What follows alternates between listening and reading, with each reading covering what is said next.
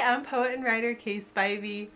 Look, Pie's here. He wants to say hello. There's a Pie. There's the boy. Okay. I think he wants to sit with me right now, so I'm going to have to indulge him. So Mulan is still recovering, and right now I am deep within the quarry trenches, so I thought today what I would do would be something a little bit fun. I first saw this idea over on Oshi Reads, and I will link her video down below. And this is beautiful book covers. And you know what? I like looking at pretty book art, so hopefully you do too. I was really picky for this video. I went through all of my books, and covers that were just pretty didn't make the cut, or covers that I just liked didn't make the cut. For me, these were ones that I was like, those are beautiful. Those are truly gorgeous book covers. There's going to be some book art porn. I'm gonna film really nicely with good lighting so that you can have all of the beautiful covers.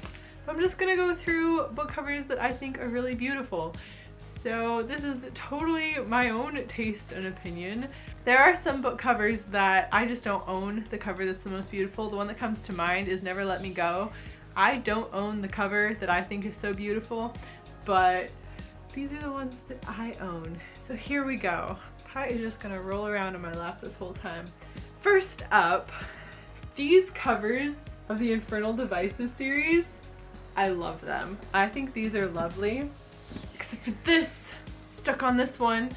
I just think these are really nice. They give a really good sense of the series, and that's the reason that I bought the hardcovers, is they are just subtle and stunning and really go with the books. So we're starting off real strong with those ones.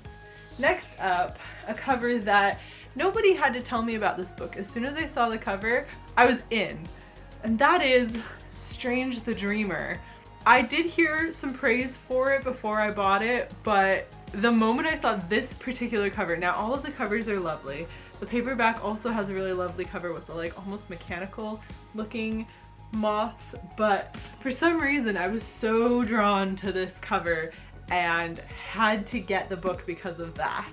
Same thing, having read Strange the Dreamer, I already knew I really enjoyed Laini Taylor's writing style, but I went ahead and bought Daughter of Smoke and Bone because that cover is also beautiful. Just something about the feathers and the bright blue and the way the daughter is kind of scrawled. I don't know, that does it for me. I think that is absolutely gorgeous. Next up, and this is a little bit about the text as well. Ever since I first saw the cover for Aristotle and Dante Discover the Secrets of the Universe, I knew I wanted it. There are some books where like people will recommend them and I'm like, yeah, okay. But they'll recommend them and then I'll see the cover and I'm like, it's a beautiful cover. I will get that book because of that. And this one also has a lot of the what's going on in the book, which is always fun, especially when you're done reading it and you can be like, oh, I see that over there. Always fun. I wish this paperback wasn't covering up half of it with the stupid things on the side, but it won a lot of awards. This was a great binge read book, by the way. If you want to just sit down, just read through something really quick, this will do it because it is entirely dialogue. Next is a series, okay, and this is gonna become a little bit of a rant. I got Truthwitch because of the cover.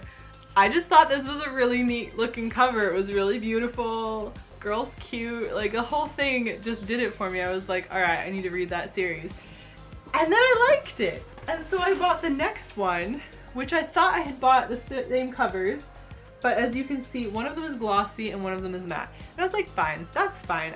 But then I went to get Sightwitch, and it's bigger, and it was like, all right, fine. So now I've got two of one size and one of a different size. And then freaking Bloodwitch comes out with a totally different cover. And now they're re-releasing the whole series with these kind of covers, and like, that's fine, but like, I wanted these covers because I wanted the whole set. I wanted my collection to all look the same, and I want to re-buy the first two books. I don't like the covers as much. So now Bloodwitch is shorter and doesn't match, and the spines don't match. I'm so frustrated. They can't just release the whole series with one cover design. I thought they were all going to be the same. So, although I love the beautiful covers. Like, I mean, Sight Witch is beautiful too. And actually, Blood Witch is a really nice cover as well. If they'd all just match in size and style, like, I wanted a series and now I have a hodgepodge. I'm so frustrated. The worst thing. Come down off of that. We're gonna move on to some beautiful poetry books. Now, poetry books are a weird one. Simple covers are really popular recently and kind of more like grungy style. It's really popular previously. So there's not a lot of poetry books that are like what I'd call like beautiful. Even though you'd think there would be more, but at least not a lot in my collection. I don't have a lot of poetry books that are just like, ooh, stunning. But I chose 4 of my favorites. So the first one, Pieces of the Dawn by Elizabeth McNamara. I just think that is such a beautiful, like the cloud effect with the little geometric patterns. I don't know, I was so drawn to that one. And of course I loved her first collection, but this one is the prettier cover to me. The next one, If They Come For Us, I still have not read this yet, but it's purple, so it's already winning. And the flowers are so beautiful, and the women are so beautiful. And I have to admit, when I first saw this, the cover was what made me be like, I might check that out. I then read some of her poems and was like, okay, I think that I'm gonna get along with this collection, but the cover is what sold this for me, which is true of all of these so far. That's why we're doing a pretty covers reveal collection. I don't know why I said reveal. The next one, Burn This House by Kelly Davio. Completely, I mean, this is in all of my most beautiful book collections. this watercolor style, that's the whole reason I got this. I mean, the collection was fine as well, but like, the cover is really why I have this book. It was so nice. For poetry collection, to me, this is a perfect cover. I just think this is so lovely. I love the white matte and the watercolor pictures. Yeah, lovely, lovely, lovely. And then of course, Urchin Heart. I mean, isn't that a stunning cover? You can tell someone just painted an absolutely beautiful thing there. Just this nautical looking heart. Absolutely talented. For this one, well, let me look up the artist's name. Felicia Sarah. Those are my just beautiful book covers. This is probably not the longest video ever, but hopefully you enjoy all the cinematic beautiful shots of each of the books. And yeah, let me know what you think of my favorite book covers, my most beautiful book covers. I feel like book covers are the type of thing where like you get a glimpse into what the book is about, and that's really good and that's really useful. And there are a lot of books where I was like, ooh, this one is like really revealing and it's really pulled me in and made me want to buy the book, but like sometimes it doesn't matter. Sometimes it's just really, really pretty. And when it's really, really pretty, I just want to buy it. So I think also like sometimes I just have a preference in covers. Like for example, I have Brightly Burning here. Alexa Dunn is also an author tuber. I like this cover better than I like the other cover with the girl's face. It's a stylistic thing, but you know that like silhouette of like a very mousy, thin, like the style of drawing like fashion design magazines have, where it's like a way too thin neck and all of that.